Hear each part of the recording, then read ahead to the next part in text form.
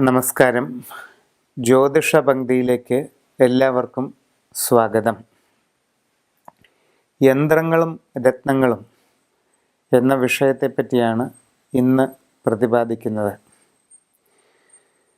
വിവിധ ഉദ്ദേശ്യങ്ങൾക്കായി താന്ത്രികമായ യന്ത്രങ്ങൾ എഴുതി പൂജ ചെയ്ത് ദേഹധാരണം നടത്തുന്നത് പൊതുവെ നൂറ്റാണ്ടുകളായി നമ്മുടെ നാട്ടിൽ നിലനിന്നു വരുന്ന ആചാരമാണ്.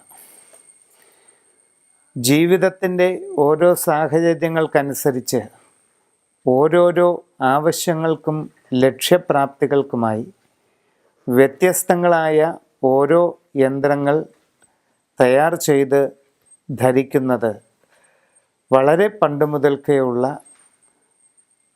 നമ്മുടെ നാട്ടിലെ ഒരു ആചാരം തന്നെയാണ്.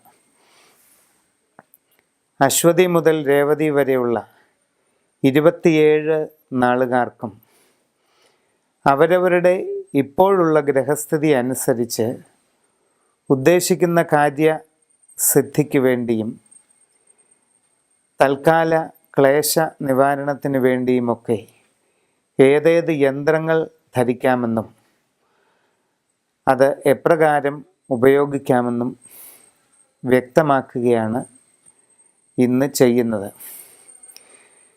യന്ത്രങ്ങൾ ധരിക്കുന്നതിന് സാധിക്കാത്തവരോ അത്തരം ആചാരാനുഷ്ഠാനങ്ങളിൽ ഉൾപ്പെടാത്തവരോ ആയിട്ടുള്ളവർക്ക് വേണ്ടി ഇപ്പോഴത്തെ അവരവരുടെ നക്ഷത്രത്തിൻ്റെ ഗ്രഹസ്ഥിതി അനുസരിച്ച് ഏറ്റവും ഫലപ്രാപ്തി നൽകുന്ന രത്നക്കല്ല് ഏതാണെന്നും അതിൻ്റെ ഉപയോഗം എപ്രകാരമാണെന്നും കൂടി ഇതോടൊപ്പം വിവരിക്കുകയാണ്.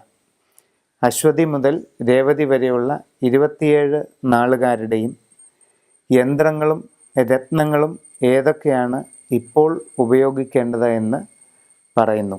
ഉത്തരാടം നക്ഷത്രക്കാർക്ക് 10ാം ഇടത്ത് വ്യാഴവും 12ാം ഭാവത്തിൽ ശനിയുമാണ് സഞ്ചാരം. എല്ലാ കാര്യങ്ങളിലും തടസ്സമുണ്ടാകാം. സാമ്പത്തിക നഷ്ടങ്ങൾ വളരെയധികം വന്നു ചേരാനിടയുണ്ട്.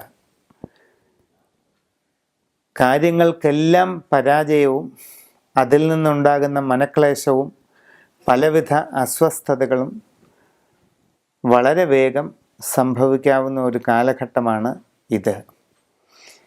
നിങ്ങൾ എന്തിനെല്ലാം ലക്ഷ്യമാക്കി പ്രവർത്തിക്കുന്നുവോ അതെല്ലാം വളരെ തടസ്സപ്പെട്ടു പോകാനുള്ള സാധ്യതകളാണ് ഇപ്പോൾ കൂടുതലായിട്ട് കാണുന്നത്.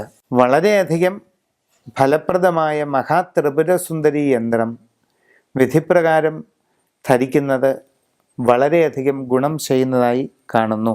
വെൺപവിഴമെന്ന കല്ല് വെള്ളി ലോക്കറ്റിലാക്കി ധരിക്കേണ്ടത് അതോടൊപ്പം തന്നെ വളരെ ആവശ്യകതയുള്ള ഒരു കാര്യവുമാകുന്നു.